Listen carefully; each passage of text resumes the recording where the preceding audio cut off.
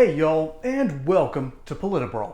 My name is Brian, and Matt Walsh just takes this woke, nutty professor to school, and he gives her a much-needed reality check on Dr. Phil. But before we dive in, need to give a quick shout out to our great sponsors over at Colonial Metals Group. They quite literally have the cure to fight inflation, but more on that later. Now, let's dive in.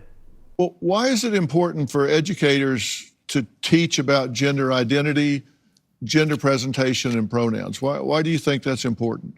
Because there is a difference. There is biological sex, and a lot of times people are conflating sex and gender. So there's biological sex, and then there's gender, and that's a social construct in the sense that just because you're born biologically a female doesn't mean you automatically want to vacuum, for instance, which is usually a feminine activity or conflated that way. And so it's this idea of giving children in age-appropriate ways an understanding that these things aren't set in stone. Gender identity is not tied to biology. You say that gender's not set in stone. It's not. What do you mean? I mean that's just factually incorrect saying that. So you have biology is the chromosomal makeup and reproductive organs and all of that. And so that would be sort of the nature side of things. But the nurture side of things is where we see more of gender identities. She began by saying that my view is extreme. Okay, so the view that every single person on Earth has held up until 15 seconds ago is extreme, and the view that almost everyone does right now still hold is extreme, apparently, according to her. But there is this they are conflating gender and sex, because on one hand they say, well, you got your biological sex, but then your gender is whatever social construct. But then they turn around and say that trans women are women. So a man who identifies with the gender, the social construct of womanhood, actually is a woman. So if you can laugh all you want, but this is a logical problem. You are conflating sex and gender just by saying that. So that's the problem. There's biological sex, and then there is gender identity. Part of me wants to ask why you care so much, because it's really not that big of a deal. Can I answer that? I'd love to answer that question. I care about the truth. So basic truth matters. I want to live in a society where people care about the truth and we're grounded in truth. Right. I care about children, and these insane ideas about gender are being foisted on kids, and that bothers me quite a bit. I care about the women who are having their opportunities stolen from them. I care quite a bit, yeah. Thank you, Matt Walsh. It really is that simple. Because when I am forced to participate in something that I don't fully believe in, like for instance, I'm okay with you changing your name. I don't care if you get a sex change operation. I legitimately don't. What I care about is that you are now forcing me to respect your pronouns. That's a nuisance to me personally, because it's simply not true.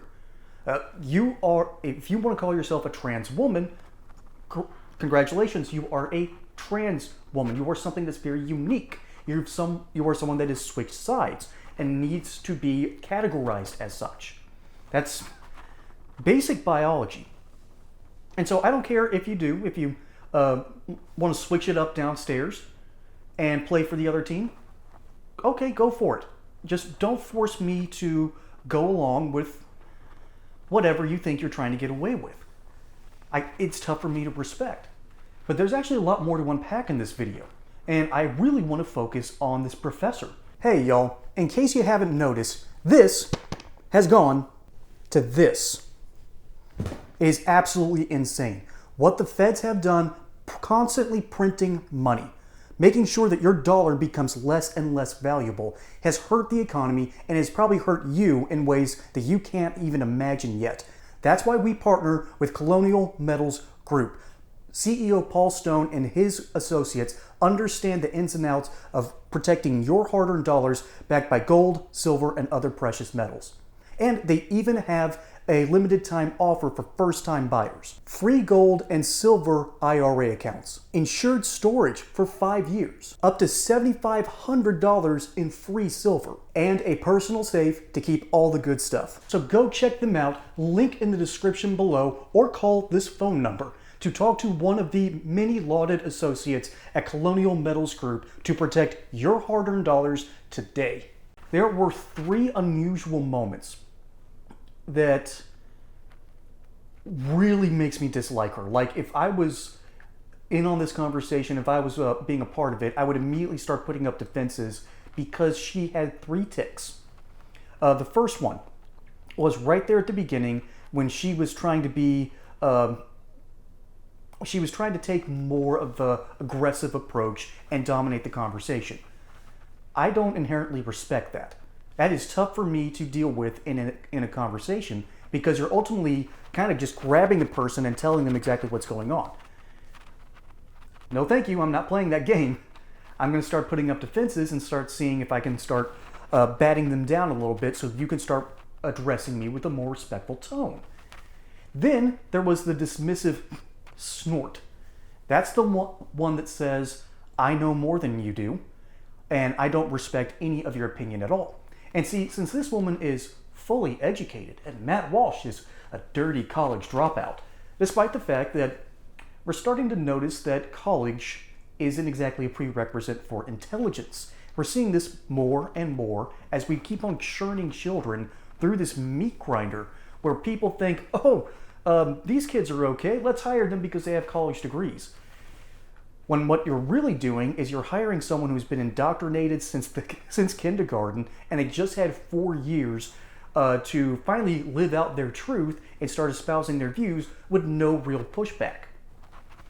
If I'm hiring someone, I do not want someone with that kind of background. Ultimately, if you go to college, you need to do it to learn a skill.